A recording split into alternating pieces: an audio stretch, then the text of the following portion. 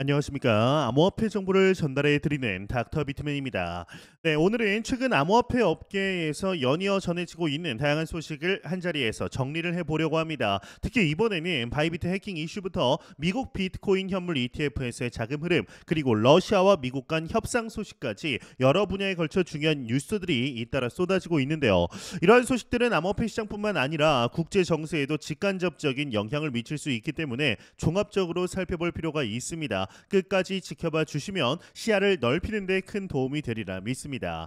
네, 먼저 가장 눈길을 끌었던 사건 중 하나인 바이비트 해킹 소식부터 살펴보도록 하겠습니다. 이 블록체인 보안 전문가 잭 엑스비티는 이번 해킹을 최초로 공개하면서 북한의 라자루스 그룹이 공격을 감행했다라고 지목을 했는데요. 그들은 해킹 자금을 EXCH라는 믹싱 플랫폼을 통해 세탁하기 시작을 했고, 일부는 체인 플립을 통해 비트코인으로 스왑하고 있다라고 합니다.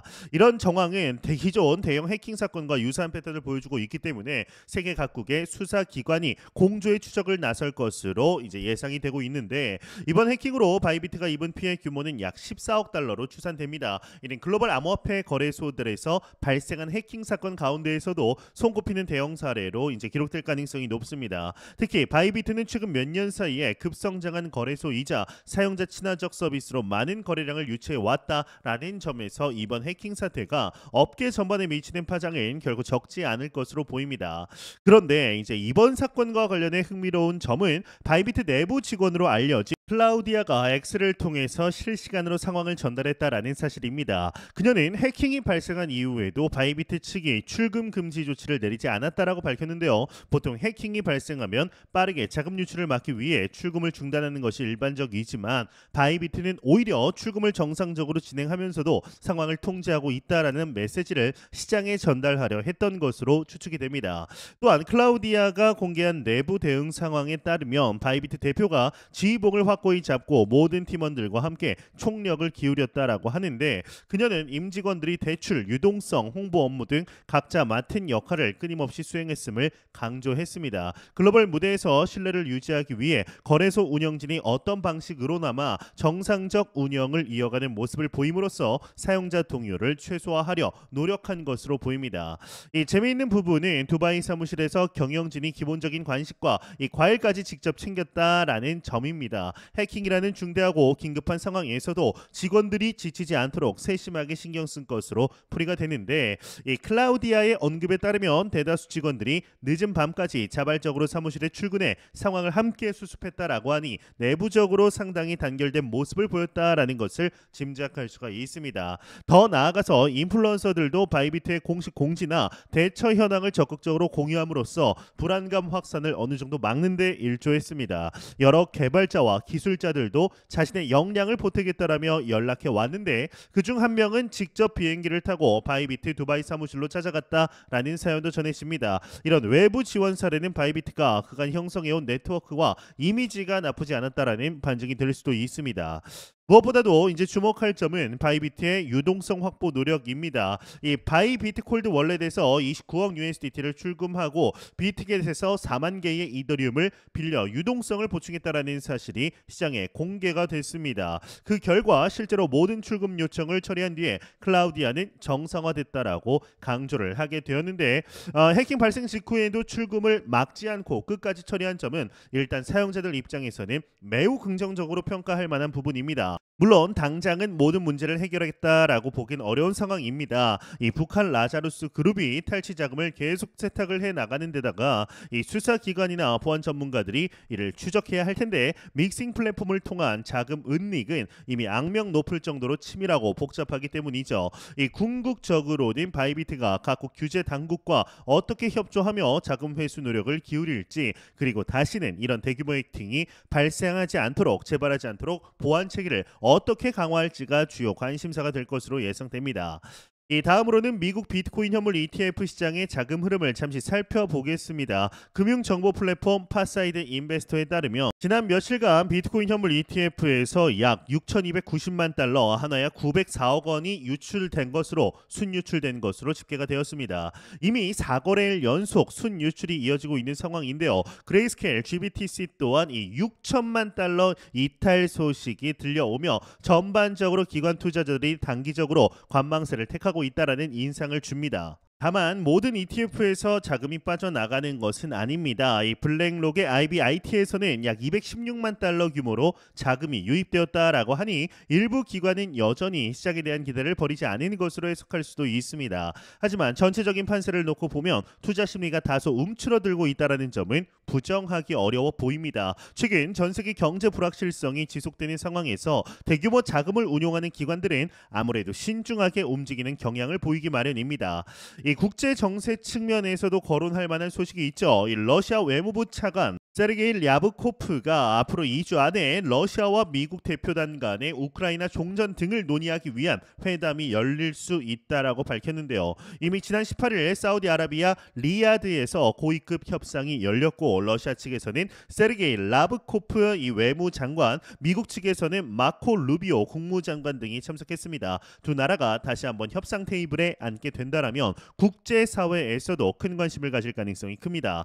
특히 이번에 논의될 우크라이나 종전안은 전 세계가 촉각을 곤두세우는 초대형 이슈입니다. 그간 러시아와 우크라이나 간의 전쟁이 장기화되면서 글로벌 경제와 금융시장은 끊임없는 변동성에 시달려 왔는데요. 만약 일정 수준의 합의나 휴전이 성사된다면 위험자산 선호 심리가 급격하게 살아날 가능성이 있습니다. 이는 암호화폐 시장에도 엄청난 상승 동력을 제공할 수 있기 때문에 많은 투자자가 주목을 하고 있죠. 실제로 지난 몇 달 동안 각국 중앙은행의 금리 정책이나 경기 침체 우려가 시장에 부담을 주고 있었지만 전쟁이 종식된다라면 그동안 누적되어 온 불확실성이 한꺼번에 해소될 수 있다라는 기대감이 번지고 있습니다. 이 주식이나 암호화폐 같은 위험자산 시장에서 투자 심리가 되살아날 경우 대규모 자금이 다시 한번 유입될 수 있다라는 예측도 나오고 있죠. 특히 러시아 우크라이나 전쟁이 에너지와 식량 가격 상승을 부추겼다라는 점을 감안하면 종전은 인플레이션 우려 완화에도 긍정적 영향을 미칠 것으로 전망됩니다. 게다가 러시아와 미국이 직접 협상 테이블에 앉는다라는 사실 자체가 상징적이라는 평가도 많습니다. 그동안 국제사회는 제3국 중재, 추가 제재, 외교적 갈등 등으로 소모적인 이 시간을 보내왔는데요. 이번에 좀 더 구체적인 종전 로드맵이 제시된다라면 암호화폐 시장뿐만 아니라 글로벌 금융시장에서 폭발적인 호재로 작용할 가능성이 큽니다. 이 전쟁 리스크 해소는 곧 불확실성의 감소를 의미하고 이는 투자 자금이 안전자산에서 위험자산으로 이동하는 결정적 계기가 될 수 있습니다. 한편 러시아 내부에서도 암호화폐 관련 규제 움직임이 본격화되고 있습니다. 대법원이 형사 사건에서 암호화폐를 재산으로 취급하는 방안을 추진 중이다라는 소식이 전해졌는데요. 이는 범죄에 사용된 암호화폐를 추적하고 압수할 수 있도록 법적 근거를 만들기 위한 것으로 볼 수가 있습니다. 그동안 러시아는 암호화폐 관련 정책에서 다소 모호한 태도를 보여왔지만 이번 조치는 암호화폐를 제도권 안으로 끌어들이려는 신호로 해석될 여지도 있습니다. 과거 러시아 대법원은 범죄에 활용된 암호화폐를 범죄 수익으로 판단한 바 있습니다. 이를 한층 더 체계적으로 규정하기 위해 암호화폐를 재산으로 간주한다라는 법 해석 방침이 논의되는 것입니다. 이 같은 법 제도가 확립되면 범죄에 쓰인 코인뿐 아니라 암호화폐 기업 활동 역시 공식적인 규제틀 안에서 진행될 공산이 큽니다. 즉 러시아가 암호화폐 시장에 본격적으로 발을 들이는 계기가 될 수 있다라는 의미인데 이 글로벌 암호화폐 생태계 입장에서는 규제 불확실성이 줄어드는 긍정적 효과를 기대해 볼 수도 있습니다. 특히나 러시아가 적극적으로 암호화폐 법제화에 나선다라면 에너지 수출국으로서의 지위를 활용해 암호화폐 채굴 시장 또는 결제 시스템을 새롭게 설계할 가능성도 있습니다. 이 국제 결제 네트워크가 전쟁과 제재로 인해 상당 부분 흔들린 만큼 러시아는 암호화폐를 대한 통화나 이 결제 수단으로 삼으려 할 수 있다라는 분석도 제기됩니다. 다만 실현까지는 여전히 넘어야 할 산이 많다라는 점도 감안을 해야 하겠죠. 이제 다시 한번 이 알트코인 시장 그 중에서도 XRP 이야기를 간단히 살펴보도록 하겠습니다. 최근 이 마이크 노보그라츠가 XRP의 오랜 생존 비결을 강력한 커뮤니티라고 꼽았다라는 소식이 전해지면서 XRP에 대한 관심이 다시금 높아졌는데요. 그는 과거 XRP에 대해서 회의적이었지만 결국 XRP 알미의 이 단단한 결속력이 가격 방어와 프로젝트 생존을 이끌었다라고 평가했습니다. 이 XRP는 리플사가 상당한 물량을 보유하고 있다라는 점에서 탈중앙화 논란이 꾸준히 제기되어 왔습니다. 그럼에도 불구하고 SEC와의 소송 등 크고 작은 위기 속에서 XRP 커뮤니티가 결코 적지 않은 영향력을 발휘 자리에 왔는데요. 이 노보그라츠는 이 점이 알트코인 시장에서 가장 중요한 건 끝까지 믿고 지지하는 커뮤니티라는 사실을 다시 한번 입증한다라고 언급했습니다. 다만 전 세계 시장이 러시아와 우크라이나 전쟁이라는 거대한 외부 변수로 뒤흔들리고 있는 만큼 XRP 역시 글로벌 경제가 어떤 방향으로 흘러가느냐에 따라 상당한 영향을 받을 수밖에 없습니다. 만약 종전 논의가 성공적으로 마무리되고 위험자산 선호 심리가 크게 회복한다라면 XRP 같은 대형 알트코인에도 매수세가 유입될 여지가 충분합니다. 반대로 종전이 지연되거나 이 새로운 갈등이 불거진다라면 시장 전반이 다시 불안에 빠질 수 있으니 주의가 필요하죠.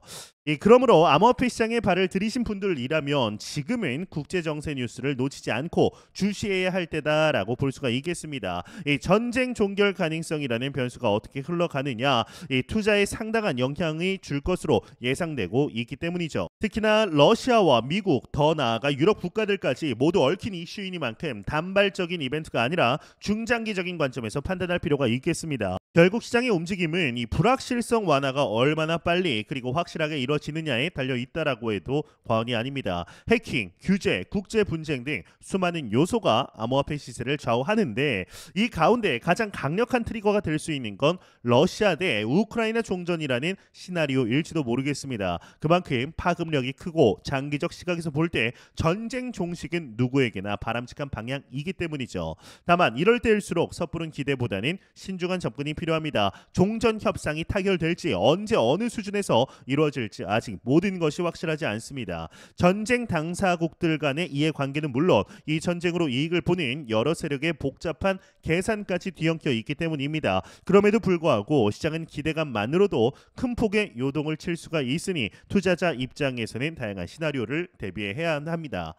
오늘은 이 바이비트 해킹부터 러시아 우크라이나 종전 협상 그리고 암호화폐 시장이 부상하는 XRP 커뮤니티까지 폭넓게 살펴보았습니다. 요약하자면 이 바이비트 해킹 사태는 예상치 못한 충격이었지만 거래소 측의 기민한 대응이 주목을 받았고 미국 비트코인 현물 ETF 시장의 자금 흐름은 현재 다소 소강 상태에 접어들었습니다. 그러나 국제 정세 측면에서 우크라이나 종전이라는 빅뉴스가 터진다라면 암호화폐 시장은 물론 주식 등 위험자산 시장 전반에 새로운 활력이 도는 계기가 될 수 있습니다. 앞으로도 이 같은 소식들 이제 놓치지 않고 전해드리도록 하겠습니다. 시청해 주셔서 감사합니다. 다음에 또 알찬 정보로 찾아뵙겠습니다. 감사합니다.